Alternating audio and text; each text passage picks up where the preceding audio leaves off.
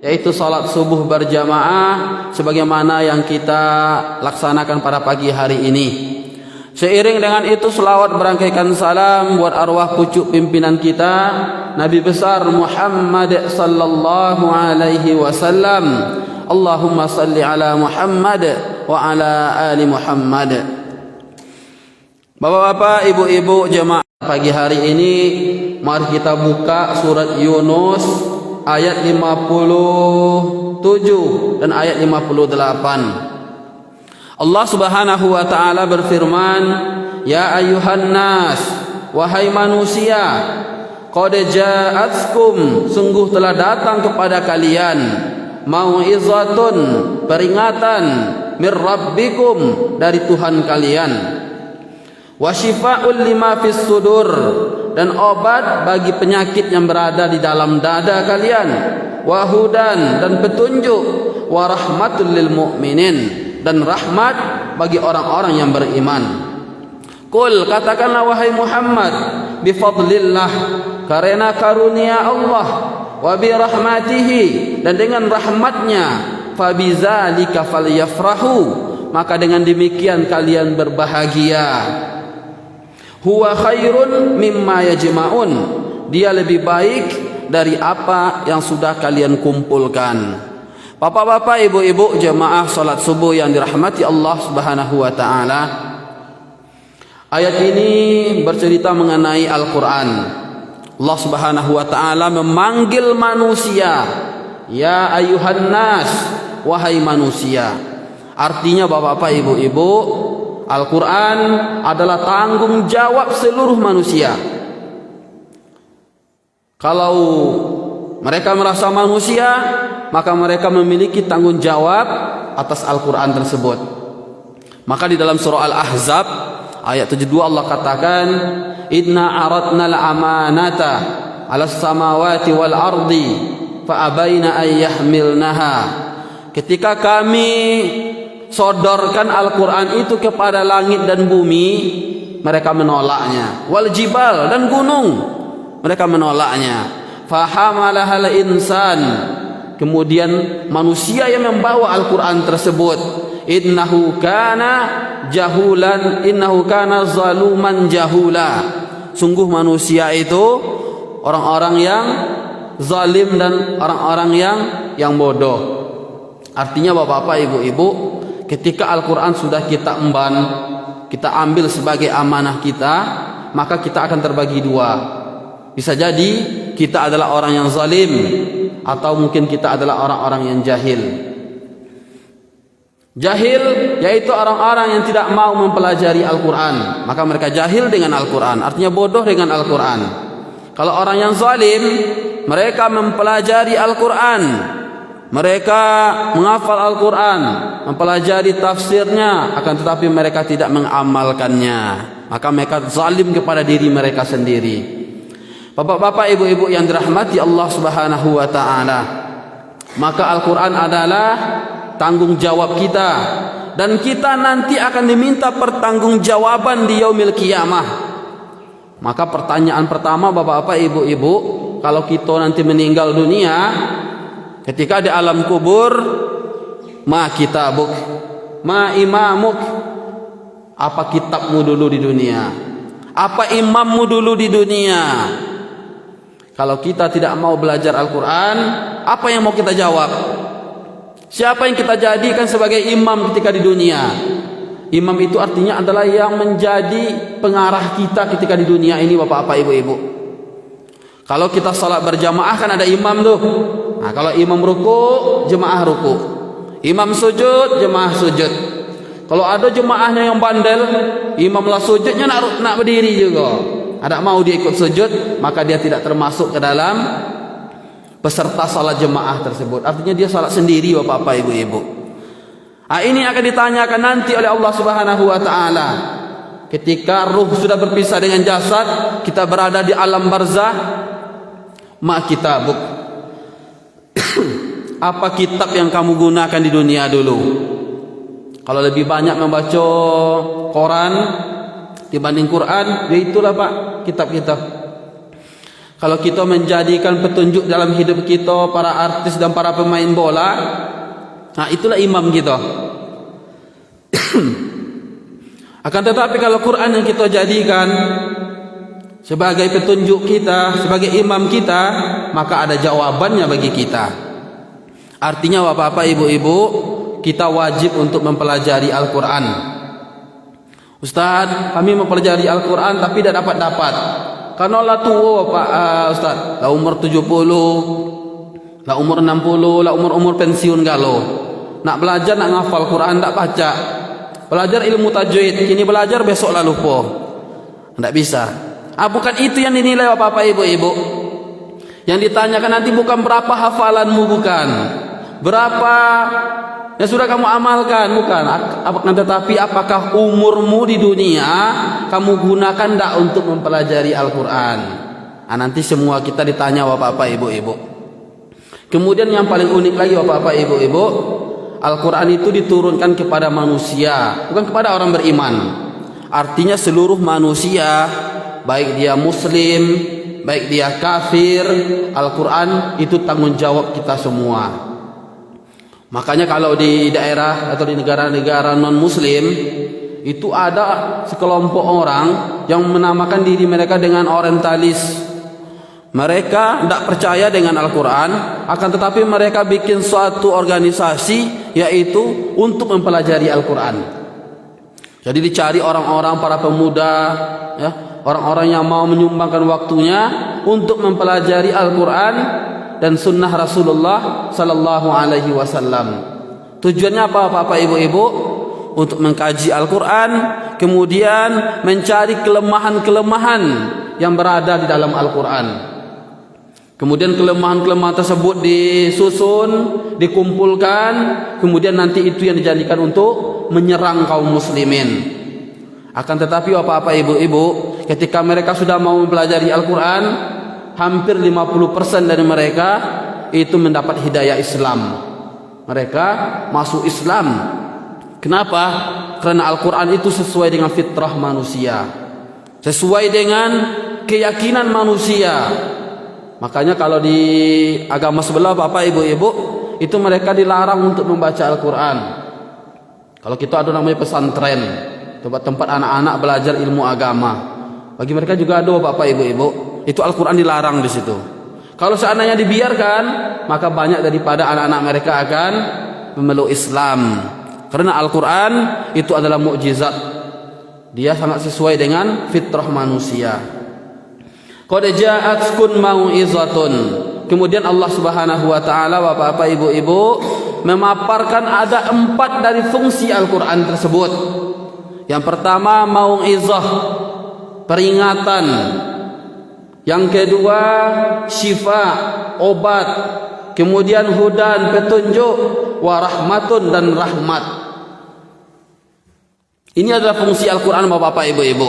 Allah Subhanahu wa taala tidak mengatakan qad ja'akum Qur'an, tidak. Qad ja'akum Qur'anun, tidak. Akan tetapi qad ja'atkum, Allah samarkan. Tidak langsung memberikan nama barang yang akan diberikan kepada kita.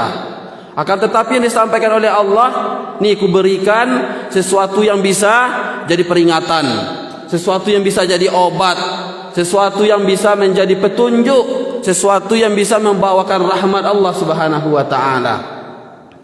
Terkadang bapak-bapak, ibu-ibu, kalau kita mengasih barang, itu kalau kita sebutkan namanya orang langsung tidak mau. Kenapa?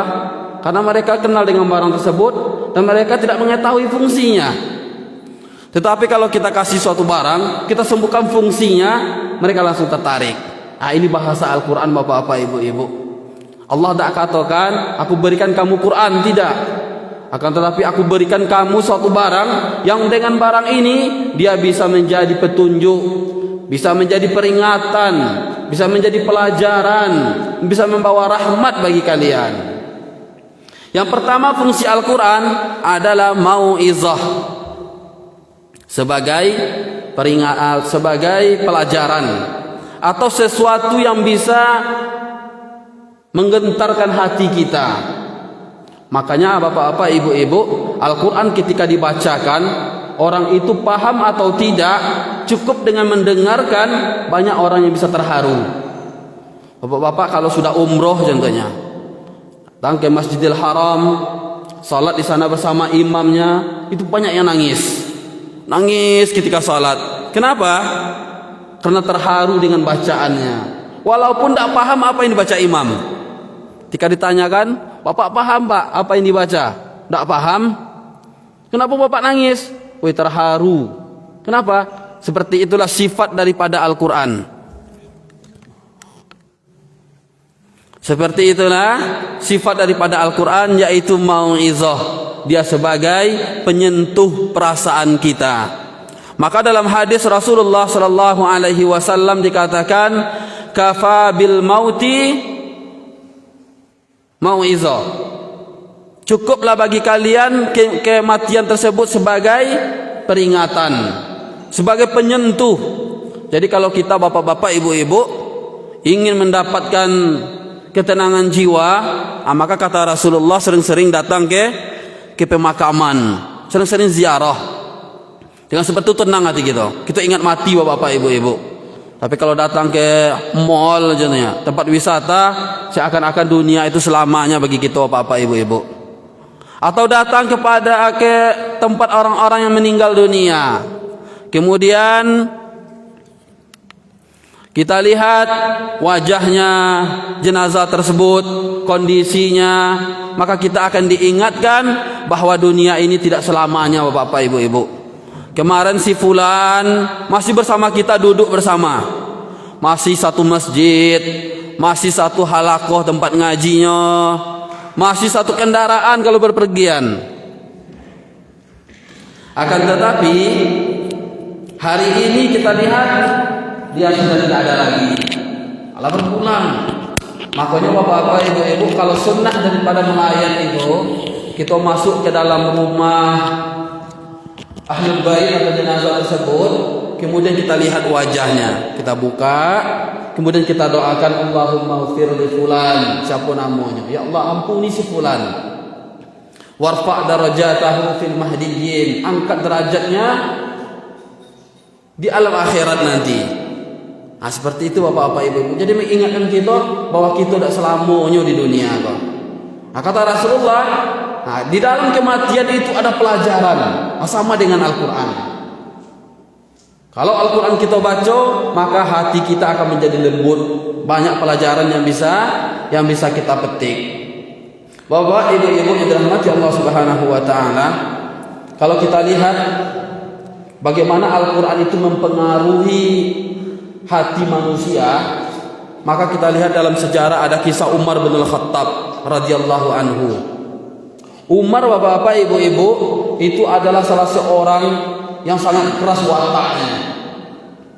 Saking kerasnya bapak-bapak, ibu-ibu, ketika beliau hijrah ke Madinah, itu beliau memanggil seluruh penduduk Makkah. Wahai penduduk Makkah, kalau ada yang mau melarang saya hijrah, silakan temui saya di balik bukit di belakang Makkah ini. Kalau ingin anak kalian menjadi yatim atau istri kalian menjadi janda. Maka Rasulullah dengan Abu Bakar beda, Pak. Beliau hijrah di tengah malam. Dikala penduduk Quraisy, dikala orang-orang Makkah itu tertidur, orang mereka keluar dari kota Makkah. Tapi kalau Umar tidak. Memang Umar dikenal sangat tegas, sehingga seperti itu kondisinya ketika beliau hijrah. Tak ada yang berani melarang beliau pergi ke kota Madinah. Ketika beliau sebelum memeluk Islam, itu beliau sangat keras penentangannya terhadap Nabi Muhammad sallallahu alaihi wasallam. Ketika beliau mendengar adik beliau Fatimah binti Khattab masuk Islam, itu beliau marah. Marah sekali bapak-bapak, ibu-ibu. Beliau hunus pedang datang ke rumah Fatimah. Beliau gedor pintunya, tak dibuka-buka kan. Kemudian terdengar sayup-sayup apa yang dibaca oleh Fatimah di dalam rumah. Ternyata lagi membaca surat Toha. Didengarkan. Kemudian diketuk pintu, dibukakan oleh Fatimah. Umar bin Khattab masuk. Apa kata Umar? Wahai adekku, apakah kamu sudah masuk Islam? Betul, aku sudah meluk Islam. Terus apa yang kamu baca tadi? Itu Al-Quran, firman Allah. Berikan kepadaku, kata Umar. Oh, tidak bisa. Ini kitab suci, tidak boleh disentuh oleh orang-orang yang berhadas. Kalau kau nak pegang ini, kalau kamu nak pegang ini, silakan masuk Islam dulu. Mandi, wudu. Nah, kalaulah suci nanti pegang ini. Oh, baik, kata Umar. Kalau begitu, antarkan aku kepada Muhammad, aku akan peluk Islam. Cuma dengan dengar surat Toha, bapak-bapak, ibu-ibu. Cuma dengan beberapa ayat yang dibacakan oleh Fatimah, hati Umar bin Al-Khattab langsung luluh. Kenapa? Beliau paham dengan apa yang dibaca Fatimah. Karena beliau orang Arab asli, paham tujuan, makna, dan syair, sastra yang berada di dalam surah Toha tersebut. Bapak-bapak, ibu-ibu yang dirahmati Allah Subhanahu wa Ta'ala, kalau kita lihat generasi kita sekarang ini, mereka sangat memiliki hati yang sangat keras. Kenapa? Ya, kalau kita bandingkan dengan generasi sebelumnya, ini sangat berhubungan dengan Al-Quran. Kalau di zaman bapak-bapak kecil, ya, kalau di zaman tahun 90-an, itu anak-anak masih belajar di TPA, di surau-surau, yaitu huruf hijaiyah, belajar tata cara membaca Al-Quran. Dan kalau tidak ada tempat pengajian, itu orang tua mereka yang mengajarkan mereka mengaji. Kalau ketika itu kalau tidak bisa mengaji, malu, Bapak. Iya enggak, Pak? Malu kita di sekolah kalau tidak bisa membaca Al-Quran. Ketika itu akhlak anak-anak itu sangat lembut. Kalau gurunya sudah melihat dengan tidak suka, itu anak langsung diam. Tapi kalau sekarang bapak-bapak, ibu-ibu beda. Nah, terasunya kalau nak ngajar sekarang bapak-bapak, ibu-ibu, kita lah marah, kita lah teriak, atau anak-anak tidak juga berubah. Kenapa? Karena orang tua menyerahkan anak-anaknya belajar Al-Quran kepada sekolah-sekolah agama saja. Di rumah mereka lepas tangan. Peran orang tua dengan Al-Quran terhadap anaknya itu seakan-akan sudah bisa diganti dengan uang. Aku sekolahkan anakku di situ, ngafal Quran, cukup gurunya yang melatih. Kami lepas tangan, kami tidak mau tahu, Ustaz. Pokoknya anak kami jadi elok. Nah, ini anak tidak bisa diginikan, bapak-bapak, ibu-ibu. Orang tua marah di rumah, anaknya dah hafal juz 30, dah hafal juz 29. Tapi ketika anak pulang ke rumah, yang disaksikannya orang tuanya sibuk dengan handphonenya. Tidak pernah buka Al-Quran, bapak-bapak, ibu-ibu. Tidak pernah nak mengajarkan anaknya huruf alif, huruf ba, tidak pernah mengajarkannya. Jadi itulah yang menjadikan watak anak-anak kita menjadi keras. Makanya kita sampaikan di awal, bapak-bapak, ibu-ibu, Al-Quran bukan tanggung jawab guru tahfiz saja, bukan. Tapi seluruh manusia bertanggung jawab dengan Al-Quran tersebut. Ya, kalau kita nak jago, bapak, ibu-ibu, Allah Subhanahu wa Ta'ala sudah jaga. Inna nahnu nazzalna dzikra wa inna lahu lahafizun. Kami yang menurunkan, kata Allah, kami akan menjaga. Di seluruh kitab suci, semua Al-Quran yang ada jaminannya, bapak-bapak, ibu-ibu, Allah Subhanahu wa Ta'ala akan jaga sampai yaumil kiamah nanti. Sampai masanya kalau Allah ingin mengambil, diambil. Tidak ada perubahan sedikit pun.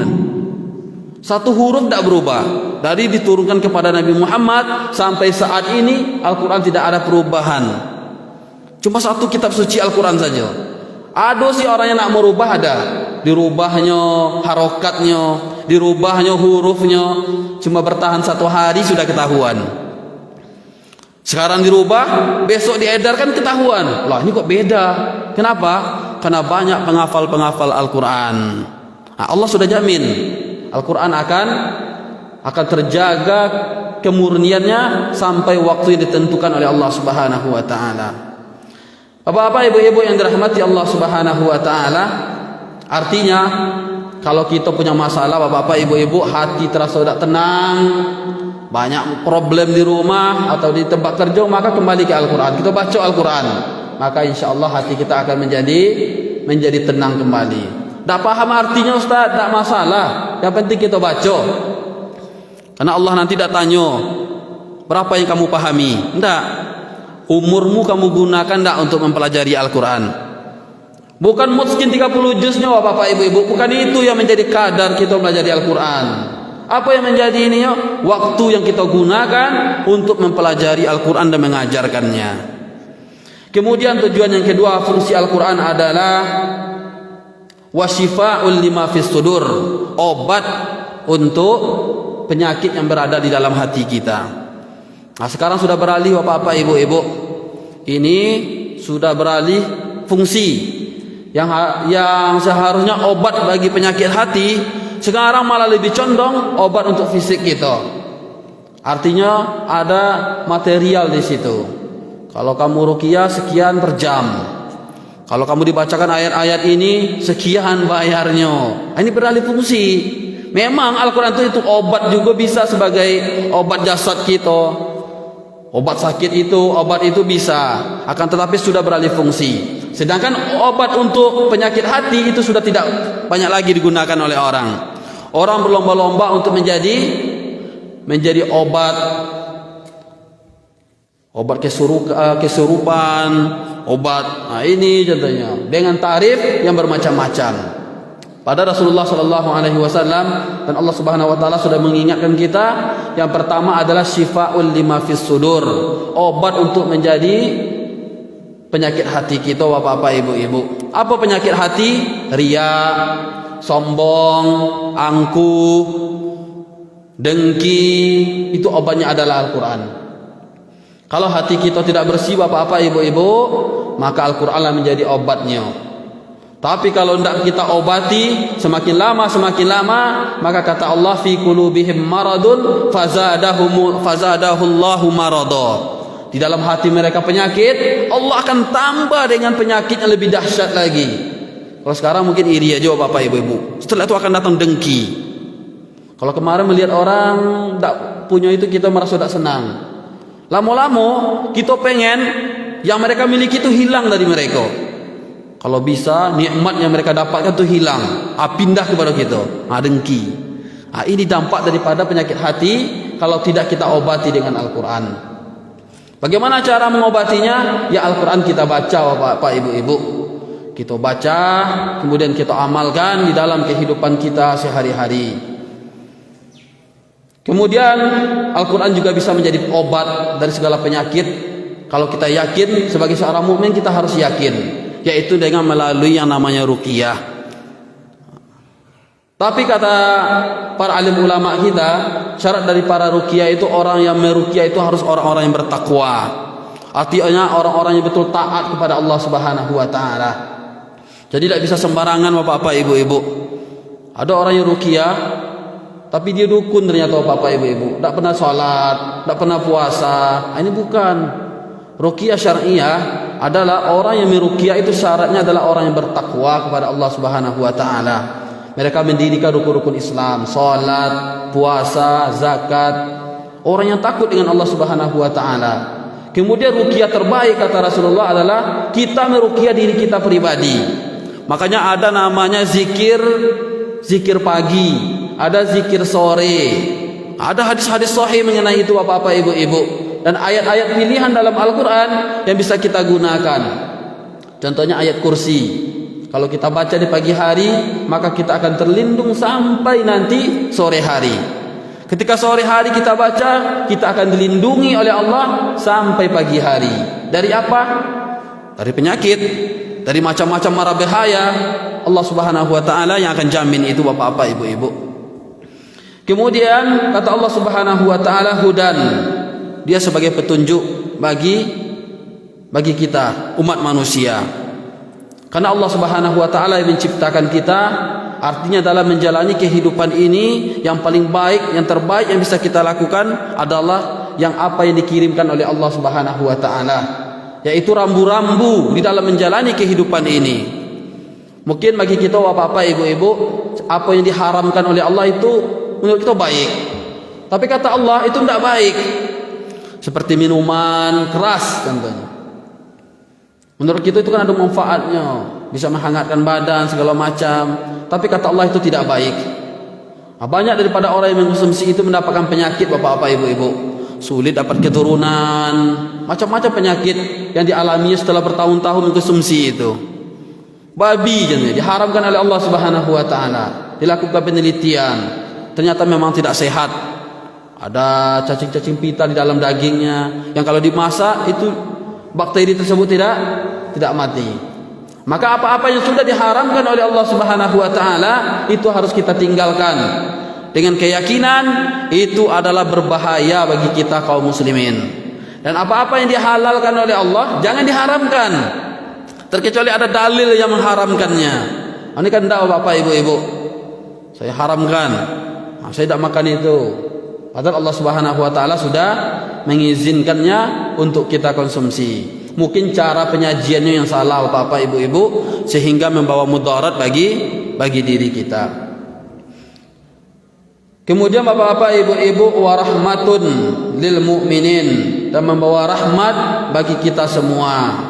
Qul bi fadlillah, katakanlah wahai Muhammad, karena karunia Allah, wa bi rahmatih, dan rahmatnya, fa bizalika falyafrahu, maka demikian kalian berbahagialah.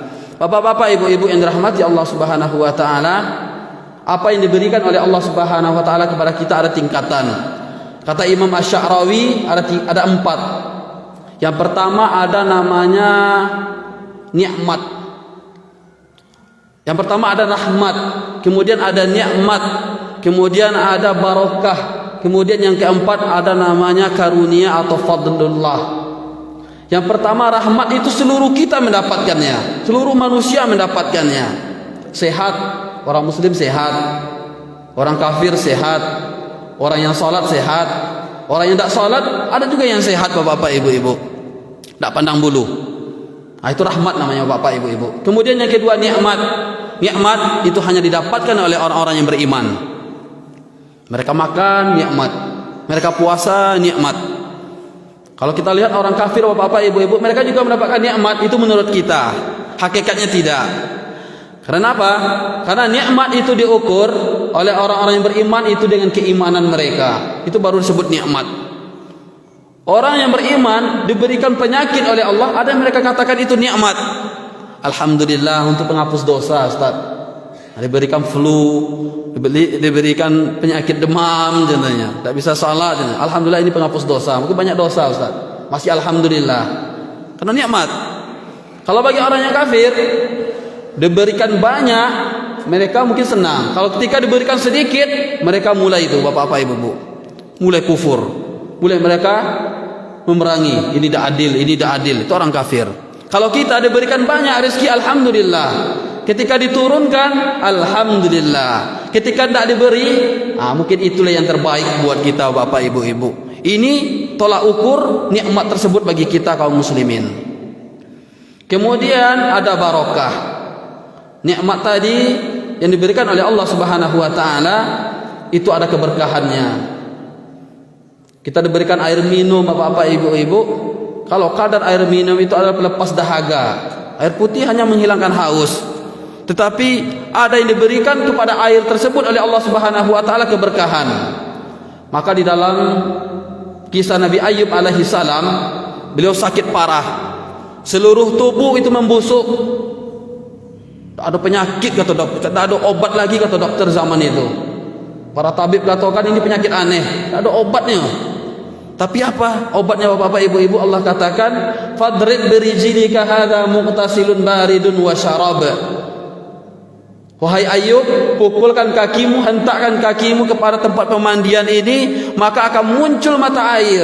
Sebagiannya buat mandi dan sebagiannya untuk minum. Sembuh Bapak Ibu-ibu. Cuma air putih, tidak perlu direbus. Sembuh. Keberkahan yang ditaruh kepada air tersebut itu disebut dengan berkah Bapak Ibu-ibu. Kadang-kadang rezeki yang diberikan oleh Allah Subhanahu wa taala kepada kita Bapak Ibu-ibu sedikit tapi berkah. Lama habisnya Bapak Ibu-ibu. Gaji 500 contohnya, lama habisnya. Ketika gaji 5 juta cepet habisnya, tak berkah. Aduh aja pengeluarannya tuh. Kita di luar batas kemampuan kita. Keberkahan dari apa yang kita miliki. Kemudian ada namanya karunia fadlun. Ini diberikan hanya kepada orang-orang tertentu Bapak Ibu-ibu, tak seluruhnya kita dapat. Salah satunya yang diberikan adalah Nabi Sulaiman alaihissalam. Ketika Nabi Sulaiman ingin meminta kerajaan Ratu Balqis dipindahkan ke Palestina, itu jauh Bapak Ibu-ibu, dari Yaman dipindahkan ke Palestina. Diumumkan di bala tentaranya, ada tak yang bisa memindahkan kerajaan Ratu Balqis ke siko? Kata jin ifrit, aku. Kamu berdiri dari tempat dudukmu, itu kerajaan Ratu Balqis sudah sampai di sini. Tapi ada orang yang diberikan karunia oleh Allah Subhanahu wa taala, yang diberikan ilmu dari kitab. Apa katanya? Aku lebih cepat Nabi Sulaiman, aku lebih cepat. Ketika kamu mengejamkan matamu, dibuka, kerajaan tersebut sudah berada di Palestina. Baik, kata Raja Sulaiman, dicoba. Ditutup mata, dibuka, ternyata memang kerajaan Ratu Balqis sudah berada di Palestina. Apa jawaban kata yang diucapkan oleh Nabi Sulaiman? Hadza min fadli rabbi liyabluwani aashkuru an akfur. Ini adalah karunia dari Allah untuk menguji aku, apakah aku akan bersyukur atau aku akan menjadi orang-orang yang kufur. Bapak-bapak, ibu-ibu yang dirahmati Allah Subhanahu wa taala, karunia itu hanya diberikan kepada orang-orang yang dekat dengan kitab. Mereka memiliki ilmu-ilmu dengan kitab. Kalau di zaman Nabi Sulaiman, ya kitab diturunkan pada hari itu. Kalau sekarang, yaitu Al-Quran. Jadi kalau ada orang-orang yang bisa merubah tisu jadi uang, mereka tidak pernah salat, mereka tidak pernah berpuasa, maka itu kita bilang dengan sihir, kita bilang dengan sulap. Tapi kalau ada ulama-ulama kita, bapak-bapak, ibu-ibu, yang kita kenal kealimannya, mereka memiliki fadl minallah, maka itu disebut dengan ilham dari Allah, dan kita kenal dengan waliullah Subhanahu wa ta'ala. Bapak-bapak, ibu-ibu yang dirahmati Allah Subhanahu wa ta'ala, maka Al-Quran disebutkan fadlun. Kenapa? Karena Al-Quran itu di luar kitab-kitab yang lain, beda. Kalau kitab-kitab yang lain, bapak-bapak, ibu-ibu, bapak baca, ya seperti itulah menghasilkan ilmu pengetahuan saja. Kitab apa contohnya? Sosiologi, kitab fisika, kitab kimia, termasuk koran, cuma menghasilkan pemahaman dan pengetahuan saja. Tapi kalau Al-Quran kita baca beda. Setiap huruf itu bernilai 10 kebaikan, kata Allah Subhanahu wa ta'ala. Tak ada kitab-kitab yang bisa kita baca satu hurufnya 10 kebaikan, tak ada apa-apa, ibu-ibu, terkecuali Al-Quran. Kalau Al-Quran satu huruf sudah 10 kebaikan. Kemudian dia mendatangkan penenang jiwa. Kemudian pengalaman dan ilmu yang berada di dalamnya itu sudah direkomendasikan oleh Allah Subhanahu wa ta'ala, cocok untuk kita bawa di dalam kehidupan kita sehari-hari. Maka tidak rugi bapak-bapak, ibu-ibu, kalau kita baca Al-Quran. Paham tak paham? Kalau tidak paham, hati jadi tenang. Kalau paham, bertambah wawasan, bertambah keyakinan kita dalam beribadah, semakin yakin dengan ibadah yang kita lakukan. Bapak-bapak, ibu-ibu yang dirahmati Allah Subhanahu wa ta'ala, semoga ceramah pendek ini bisa menjadikan kita kembali dekat dengan ayat-ayat suci Al-Quran. Artinya waktu-waktu luang, mari kita gunakan untuk bersama dengan Al-Quran. Dan kita dukung bapak-bapak, ibu-ibu, program-program Al-Quran yang ada bersama kita. Kita dukung betul. Karena tenangnya, damainya lingkungan kita itu tergantung berapa dekatnya kita dengan Al-Quran, yaitu kitab suci yang diturunkan oleh Allah Subhanahu wa ta'ala, yang harus kita pertanggungjawabkan nantinya. Barakallahu li wa lakum fil Qur'anil Karim, wa nafa'ani wa iyyakum bima fihi minal ayati wa zikril hakim. Kita tutup dengan doa kafaratul majlis. Subhanakallahumma wa bihamdika asyhadu an la ilaha illa anta astaghfiruka wa atubu ilaik. Akhir kalam, billahi taufiq wal hidayah. Assalamualaikum warahmatullahi wabarakatuh.